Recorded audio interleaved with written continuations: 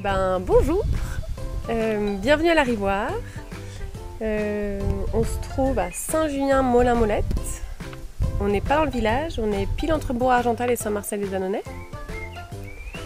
Je suis Alexandra et c'est Guillaume.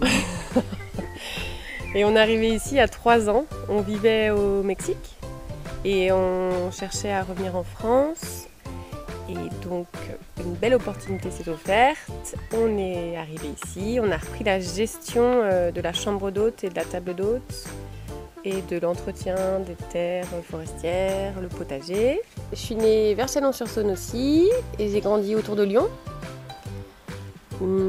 J'ai fait mes études sur Lyon, droit international et sciences politiques. Et après mes études, après 5 ans d'études, je suis partie sur Paris.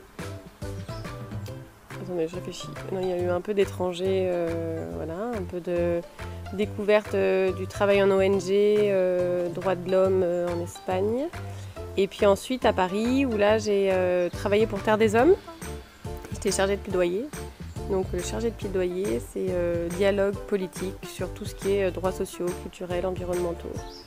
Tous ces droits qui sont indissociables et interconnectés. À force de travailler avec des associations et des ONG dans d'autres pays, j'ai vu un peu ce qui s'y pratiquait, je suis revenue ici et c'est là où j'ai vraiment pris conscience que le travail en local et puis autour de chez soi a plus d'impact. J'ai grandi et j'ai vécu un bon moment en Bourgogne autour de Chalon-sur-Saône. Je suis parti en Afrique de l'Ouest pendant 3 ans. J'accompagnais les groupes locaux, construire des bâtiments, des puits, des écoles, etc. Soit dans le domaine socio-culturel, à créer, à mettre en place une sorte de MJC. Ensuite, je suis rentré en France et j'ai travaillé 3 ans dans une salle de spectacle encore, dans le spectacle. Et là, je coordonnais aussi l'équipe, les projets qui étaient à l'intérieur, avec la thématique du développement durable, qui était, on va dire, le fil rouge de ma mission. Ensuite, on est parti autour du monde, à voyager pendant 2 ans et demi, avec une bonne pause au Mexique pendant 1 an et demi. Et là, on s'est fait une petite expérience dans le tourisme. Et on a eu notre premier enfant là-bas, Thiago, au Mexique. Et on a décidé de rentrer après sa naissance, pour se rapprocher de la famille et puis s'ancrer un territoire qui n'est pas loin de nos racines. On a une capacité de 15 personnes en chambre d'hôte, table d'hôte. Et l'important quand on est arrivé ici, c'était vraiment de savoir ce qu'on allait mettre dans l'assiette, faire une sorte de, enfin même carrément une sensibilisation par l'assiette. Donc Guillaume s'est attelé au potager, cultivé en approche permacole. Donc là, je le laisserai raconter un peu après, s'il a envie de parler, parce que sait-on jamais, peut-être qu'il n'a pas envie de parler. Et puis, je suis allée rencontrer les fermes locales en agriculture biologique pour proposer du coup des super bons produits et puis refaire découvrir aux papilles des hôtes toutes ces saveurs délicieuses qu'il y avait par chez nous. On a développé des stages en permaculture, on a développé un bistromino, c'est un café enfants-parents avec des familles du coin. Puis plein d'autres activités. L'idée c'était de faire de cet outil qui est un outil touristique, un lieu touristique à la base, en faire aussi un outil local. Donc faire que des personnes, des habitants, des voisins, des gens du coin puissent venir et profiter aussi de ce lieu magique.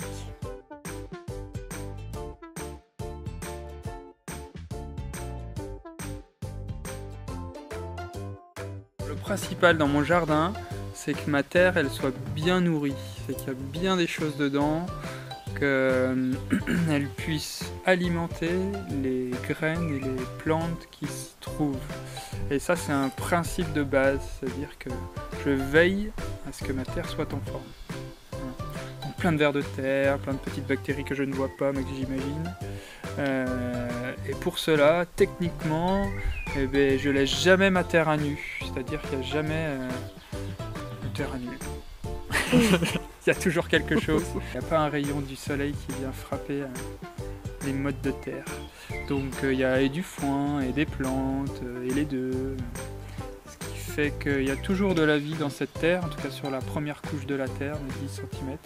Ce qui fait que voilà, on a déjà une bonne base. Voilà. Ensuite, on veille à ce qu'il y ait assez de carbone, assez d'azote, donc on apporte des engrais verts, on apporte aussi du foin pour pailler, etc. Le principe aussi de base dans notre jardin, c'est d'utiliser tout ce qu'on a autour de nous. Donc on a de la forêt, donc on a utilisé les bois pour mettre à l'intérieur des buttes, ou alors pour faire le contour des buttes, aussi les petites branches pour alimenter la terre. On utilise les feuilles, tout ça vient de la forêt. Ce qui est intéressant ici et qu'on a trouvé à Saint-Julien et puis dans le Pilat, c'est qu'il y a un chouette engouement agricole et même citoyen et même social, c'est génial, il y a plein de trucs. Et on se sent bien ici de faire ces choses-là, quoi. On n'est pas les seuls, donc ça c'est hyper important dans notre volonté là, de transmettre, d'être un peu militant. Et du coup on se sent soutenu, donc c'est vrai que ça encourage à faire d'autres choses, à aller plus loin, à découvrir, à échanger. C'est super chouette. En fait il faut savoir qu'on est assez militant dans l'affaire. On dirait pas comme ça, mais Alex sensibilise par l'assiette et moi je sensibilise par le potager. On peut produire plein de choses dans son petit jardin et que la résilience ça se pratique pas qu'au jardin mais dans plein d'autres domaines. Et c'est chouette d'aborder ces sujets-là à travers un outil très visuel et puis que tout le monde aime bien. Et c'est tellement délicieux de découvrir genre les tomates. Non pardon mais les tomates.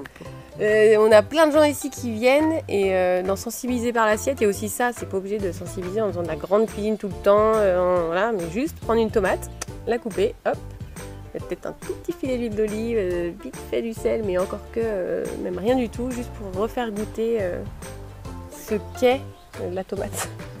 Ça fait du bien. On accueille aussi des artistes locaux. On expose des peintures, enfin des peintres, des photographes, des sculpteurs. Et on est accueillant du festival Ineoff de Saint-Julien, qui commence d'ailleurs bientôt. Donc ça c'est une autre manière d'approcher l'Arivoire aussi. C'est une belle manière. Et puis on aimerait développer ça dans le cadre du projet du centre agroécologique et touristique. Développer un peu cet aspect culturel. Avec du théâtre perché dans les arbres, tout du culturel lié à la nature. Et dans notre projet, il y a une vraie volonté de transmission des savoirs et des pratiques qui seront à l'Arivoire. Et il y a une vraie notion aussi de transmission pour les générations futures. Nos enfants, les enfants de nos enfants, les enfants de nos enfants de nos enfants. C'est vraiment, c'est pas un projet demain, mais c'est vraiment un projet à long terme.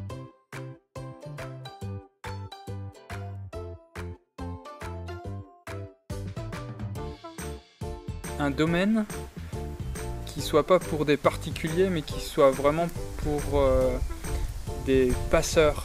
On va l'acquérir, mais c'est une société dans laquelle on pourra intégrer de nouvelles personnes qui pourront continuer le projet au fil des décennies et pourquoi pas des siècles, mais vraiment que ça aille loin, en fait, que ça soit dédié à une bonne cause. On veut que ce lieu soit destiné à des pratiques respectueuses de l'environnement. Et aujourd'hui, nous sommes 7, 9, 2. Il y a beaucoup de monde à l'intérieur de nous. 5, et donc on est 7 et presque 9. Et on... Pourquoi 10 On est combien? Presque 10. Bon, on est un collectif de 10 personnes. Et on est en train de racheter tout le domaine.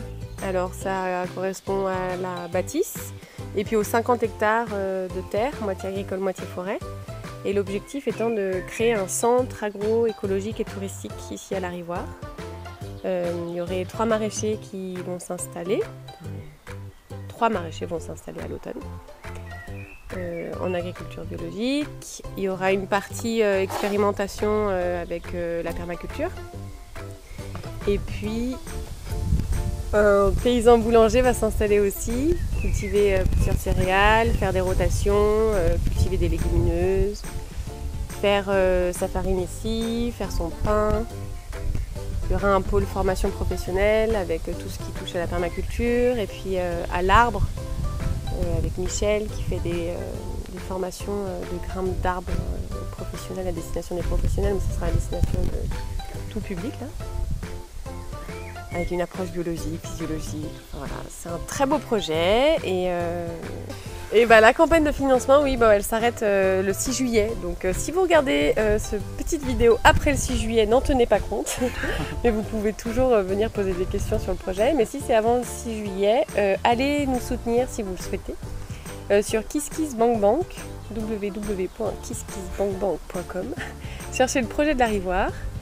Et voilà, on a un objectif de 20 000 €. On a déjà obtenu 70%, non 72% de notre objectif. Il reste 15 jours.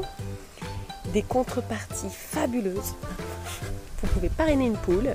On organise un concert entre les framboisiers et le poulailler. Vous pourrez avoir des graines qui auront été récoltées à Larivoire. Profiter d'une merveilleuse table d'hôte, grimper dans les arbres, avoir un séjour bien-être fait rien que pour vous. Enfin, il y a plein de choses très sympathiques. Et on ne demande pas de participer à hauteur de beaucoup, vous pouvez participer à hauteur de 5 €. Même 5 € c'est fabuleux parce que 5 plus 5 ça fait 20 000. Et voilà, c'est bien. Et ça nous permettra de clore tout ça.